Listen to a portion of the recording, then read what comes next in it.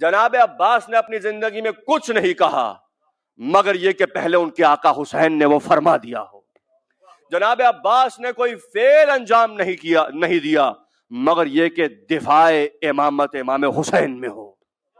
سورج آگے آگے ہے، قمر پیچھے پیچھے ہے، اور کیونکہ قمر کا ذاتی نور نہیں ہوتا، چاند اپنے نور کا حامل نہیں ہوتا، تو جو نور امامت حسین سے ٹپکتا تھا وہی نور عباس کے چہرے پہ ظاہر ہوتا تھا. اس لیے عباس نے اپنے آپ کو کبھی کچھ نہیں سمجھا، جو سمجھا ہے بس جو آقا حسین سے عطا ہوا، عباس نے اپنے آپ کو وہی سمجھا ہے. اور اللہ کو اتنا پسند آیا، کہا والشمس وضحاها والقمر اذا تلاها.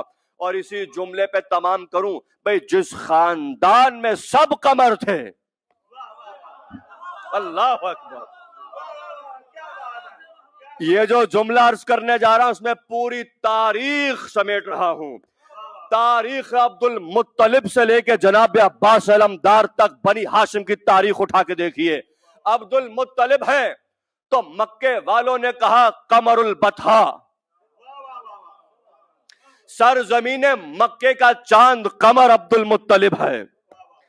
جناب حضرت عبداللہ والد پیغمبر اسلام ہیں تو کہا قمر الحرم، حرم کا قمر، حرم کا چاند.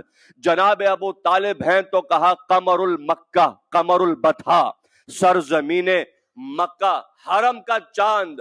خود پیغمبر اسلام ہیں تو خود حدیث کہتی ہے کہ انہ القمر فی لیلۃ تمامہ وکمالہ، کانہ بدر، بعض میں قمر بعض میں بدر، حدیث کے سامنے دونوں الفاظ ہیں اور دونوں معنی چاند کے ہیں. تو عبد المطلب ہو تو چاند ہیں، ابو طالب ہو تو چاند ہیں، حضرت عبداللہ والد پیغمبر اسلام ہو تو چاند ہیں. خود حضور حدیث کے سامنے کانہ القمر فی لیل، جیسے 14ویں کا چاند ویسا چہرہ چمک رہا تھا. بی بی فرما رہی ہے وہ ہو تو چاند ہے، علی ہو تو قمر امامت ہے، حسن و حسین ہو تو قمرین ہیں، دو چاند ہیں.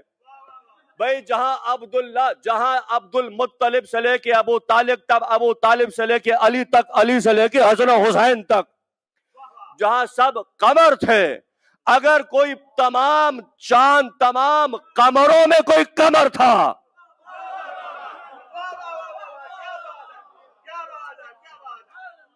جہاں سب حسن و جمال کے مالک ہوں. بھئی کہتے تھے اگر اس وقت حسن و جمال کو دیکھنا ہے تو عبد المطلب کو دیکھو، اس وقت حسن و جمال کو دیکھنا ہے ابو طالب کو دیکھو، اس وقت حسن و جمال کو دیکھنا ہے تو حضرت عبداللہ کو دیکھو، اس وقت حسن و جمال کو دیکھنا ہے تو علی کو دیکھو، حسن کو دیکھو، حسین کو دیکھو.